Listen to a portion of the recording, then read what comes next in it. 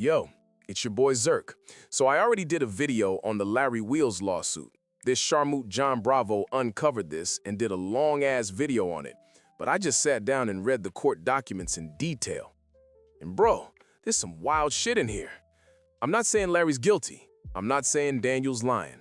I'm just saying these documents are wild. Like, regardless of who's right or wrong, the details in this case are absolutely insane.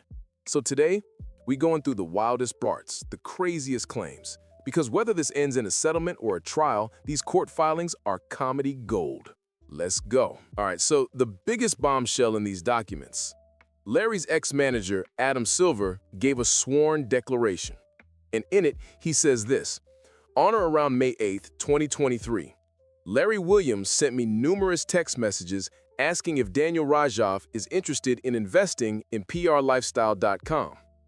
Okay, cool. Larry's trying to get investors. Normal business shit. But then, Adam says this.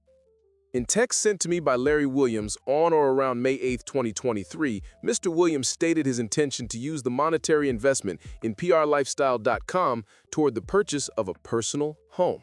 Yo, so according to Adam's declaration, Larry texted him saying, I'm getting this investment money to buy a house. Not to grow the business, not to expand operations, to buy a personal home. And this was May 8th. Daniel signed the contract on May 17th, 9 days later. I don't know if this shit is illegal. Maybe it's not. Maybe you can take investment money and buy a house with it as long as the company still runs. I don't know. I'm not a lawyer. But it's wild that this is in a sworn court declaration. Now here's where it gets interesting. In that same declaration, Adam Silver says he texted Larry back with the company's revenue numbers. And he told Larry prlifestyle.com had grossed about $711,000 in revenue in 2023. But here's the thing.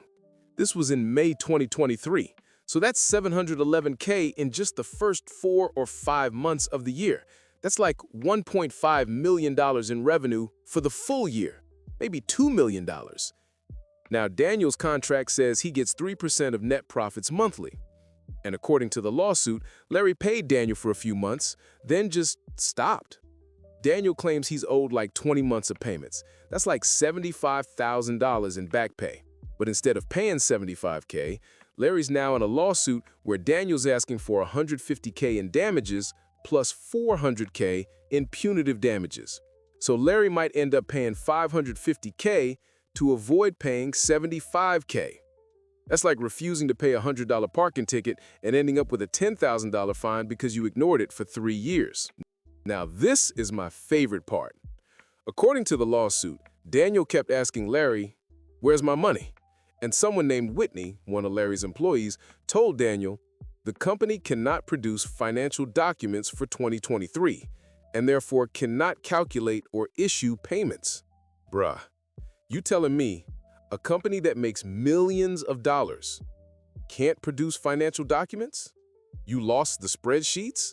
That's like if your job told you, sorry, we can't pay you this month because we forgot how to use QuickBooks. And the wildest part is this is 2023 we're talking about. Everything's digital, cloud backups, automatic saving. How do you lose financial records in 2023? Did Larry spill protein shake on the server? What happened? Meanwhile, Larry's on podcasts talking about how many houses he owns, multiple properties, millions of dollars in real estate, but he can't find an Excel file from 2023. Again, maybe this is legitimate. Maybe there was some technical issue. Maybe their accountant quit. I don't know. But it's hilarious that this is the official excuse. So after 2 years of not paying Daniel, Larry finally makes an offer.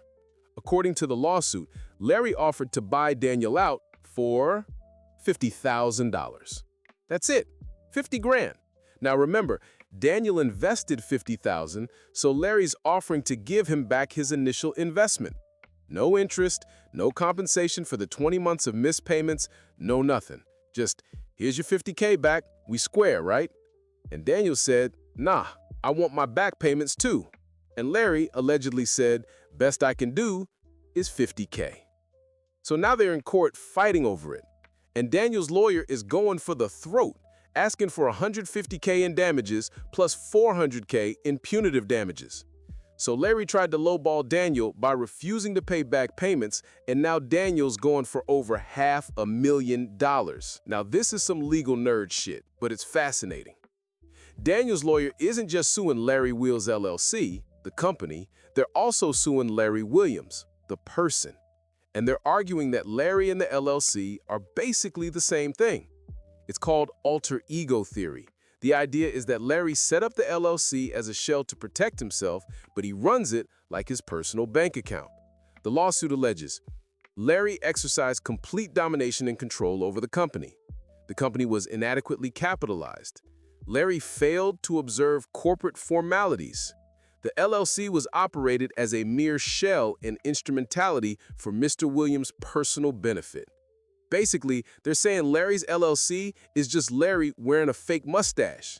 Like, it's not a real separate company, it's just Larry's personal piggy bank with LLC stamped on it. Now, if that's true, that's a big problem for Larry. Because if the court agrees that Larry and the LLC are the same entity, then Larry is personally liable for everything, which means they can go after his personal assets, his houses, his cars, everything.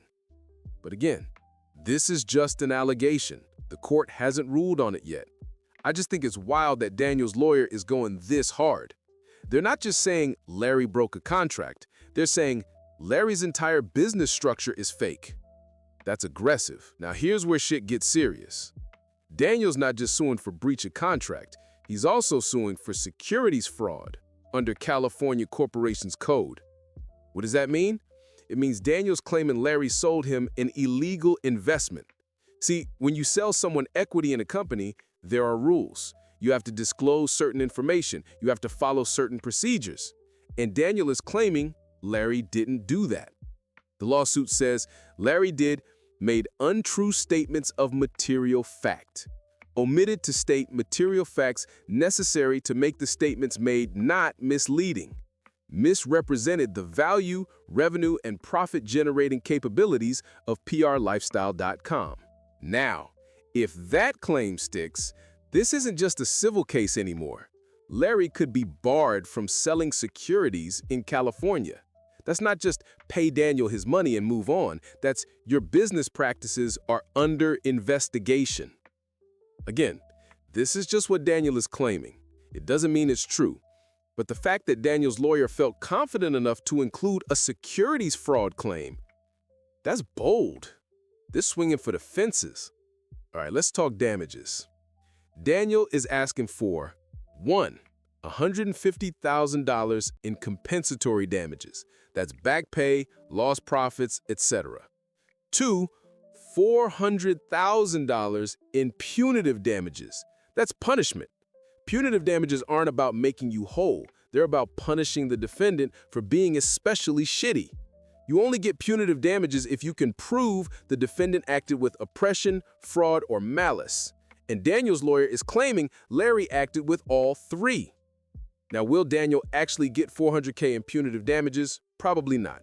But the fact that they're asking for it means they think they can prove Larry acted in bad faith. And if the court agrees, Larry is cooked. He'd owe over $500,000 for a $50,000 investment. Here's the thing. I don't know who's going to win this case. Maybe Larry has a good defense. Maybe Daniel's exaggerating. Maybe they settle before trial. But regardless of the outcome, this case is insane. This is chaos. And the craziest part is, this probably could have been avoided if Larry just paid Daniel. Like, even if Larry didn't have the cash immediately, he could have worked out a payment plan. He could have communicated better. He could have done something. But instead, he allegedly ghosted Daniel for 2 years. And now it's in court with lawyers, with sworn declarations, with depositions and discovery and all that shit. All right, final thoughts. This lawsuit is wild. The court documents are insane. And we're only at the beginning. We still got to see Larry's actual defense. If this goes to trial, who's right, who's wrong, I don't know. But I do know this is going to be entertaining. I'm Zerk. Stay tuned. This story ain't over. Peace.